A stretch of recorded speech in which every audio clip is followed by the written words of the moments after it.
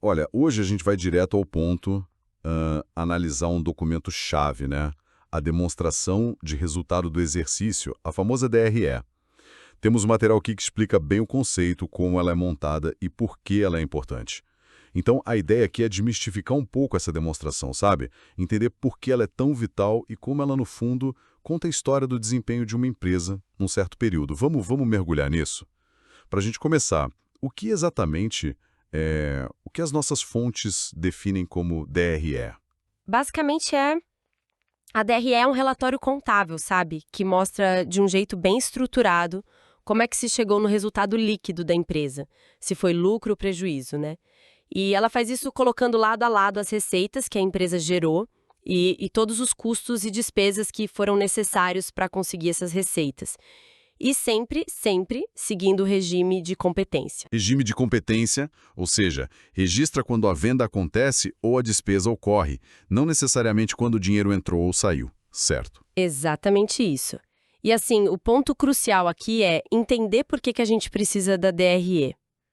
Pensa só no balanço patrimonial. Uhum. Ele até mostra o lucro acumulado. O material dá um exemplo tipo R$ 2.300 num período, aí 3.500 no acumulado do período seguinte. Só que o balanço sozinho, ele não te conta como a empresa chegou naquele número. Fica faltando detalhe, sabe? Quanto vendeu de verdade? Qual foi o custo? E as despesas do dia a dia? Entendi. Falta o filme, né? O balanço é a foto final. Perfeito? É isso. A DRE preenche essa lacuna.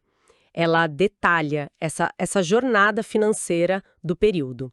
É a história por trás do resultado. E é por isso que ela não é só útil para a gestão, ela é uma exigência legal, como para o expédio contábil da Receita Federal, por exemplo. O balanço foca mais nas contas patrimoniais, bens, dívidas. Isso. E a DRE foca nas contas de resultado, aquelas que mostram o desempenho do período mesmo. São contas que morrem no fim do exercício, por isso chamam de transitórias às vezes. Faz sentido.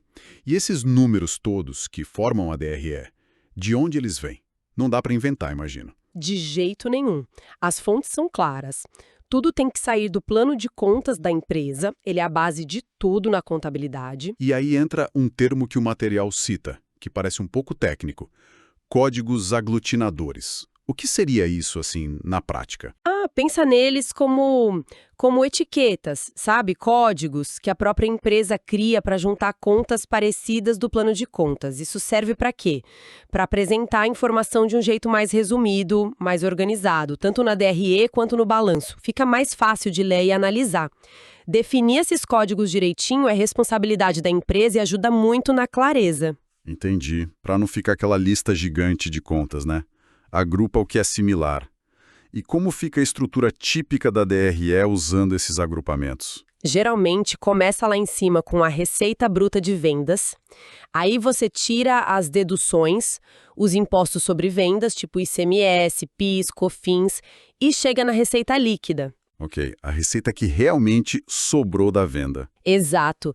Depois disso vem o custo das mercadorias vendidas ou dos serviços prestados, o famoso CMV ou CSV.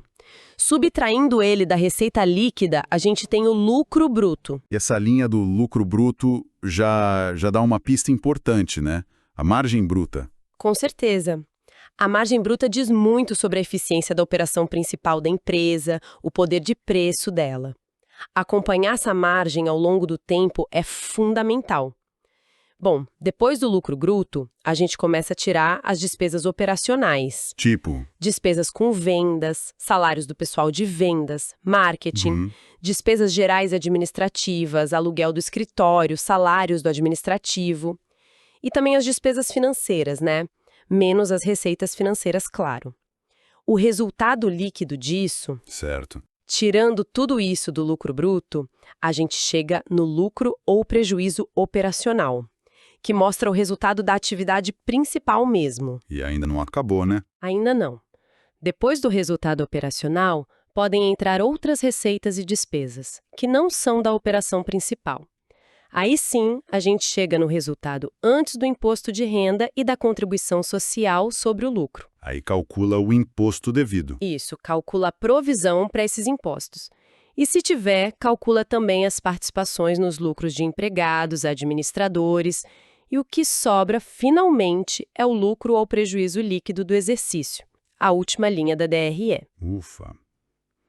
É uma escadinha, né? Vai descendo e mostrando onde o dinheiro ficou. E o material comenta algo importante.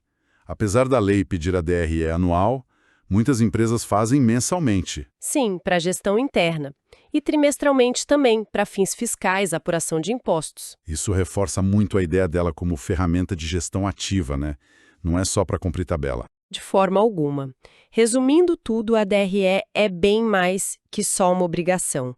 É uma ferramenta de análise, sabe, poderosíssima. Ela mostra a dinâmica da empresa, como o resultado foi construído naquele período. É uma visão que só o balanço não dá conta de oferecer. Perfeito, deu para ter uma visão bem clara da importância e da estrutura. E para a gente fechar com uma reflexão. Pensando nessa estrutura toda detalhada da DRE, desde lá da receita bruta até o lucro líquido, qual linha específica vocês acham que, se a gente acompanhar de perto ao longo do tempo, poderia dar um insight mais surpreendente sobre a estratégia ou a saúde real de uma empresa? Fica aí a provocação.